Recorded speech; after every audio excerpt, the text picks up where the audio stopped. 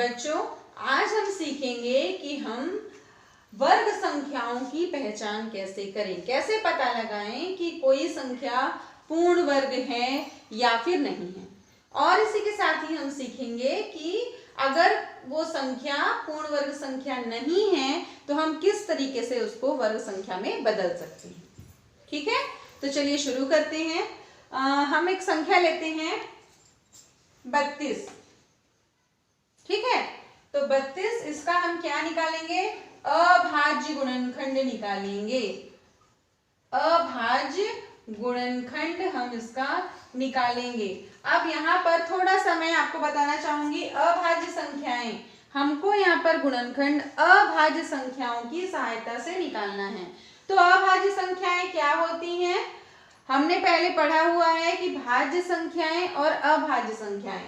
भाज्य संख्याएं ऐसी संख्याएं जो अपने अलावा दूसरी संख्याओं से भी भाग जाती हैं, जैसे 4, 6, 9, 15, 21, 27।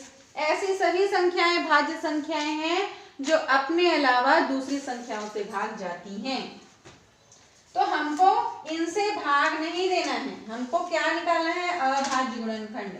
हमको ऐसी संख्याओं से भाग देना है जो कि केवल खुद से ही एक से भाग जाएंगी और केवल स्वयं से भाग जाएंगी, जैसे 2, 3, 5, 7, 11, 13। हमको इन संख्याओं से भाग देना है। ठीक है, और हमको ऐसा नहीं कि पहले अगर 50 है तो हम 5 से भाग देंगे, हम पहले क्या करेंगे, 2 से भाग जाएंगे, 2 से भाग करेंगे। ठीक है, तो हम निकालते हैं 2 का 32 का, है ना। तो हमने पढ़ रखा है कि जिसकी भी इकाई का अंक सम संख्या होगा, मतलब 0, 2, 4, 6, 8, वो सभी संख्याएं 2 से भाग जाएंगी। तो हम इसका गुणनखंड निकाल लेते हैं। 2 से 3, 2 एकम 2, 2 छक्के 12, 2 अट्ठे 16, 2 चौक 8, 2 दूनी 4, 2 एकम 2। तो हम देखते हैं कि इसमें ये पूर्ण वर्ग संख्या है या नहीं। इसके लिए हम क्या करेंगे, जोड़ी बनाएंगे, है ना। तो देखिए यहाँ पर इस 2 की जोड़ी है, इस 2 की भी जोड़ी है, लेकिन ये जो 2 है इसके पास जोड़ी के लिए 1, 2 की कमी है। तो 32 क्या होगी, हमारी एक पूर्ण वर्ग संख्या नहीं होगी, क्योंकि पूर्ण वर्ग संख्या होने के लिए क्या शर्त है कि पूरी अंकों की उसमें जोड़ियां बननी चाहिए। तो ये एक पूर्ण वर्ग संख्या नहीं है। अब हम इसको कैसे 32 को हम पूर्ण वर्ग संख्या बना सकते हैं, उसके लिए हमारे पास 2 तरीके हैं। पहला तरीका है गुणा द्वारा। गुणा द्वारा, अब गुणा द्वारा ये क्या तरीका है, इसमें हमारे पास जिस अंक की जोड़ी नहीं होगी उसी का हम दी हुई संख्या में गुणा कर देंगे।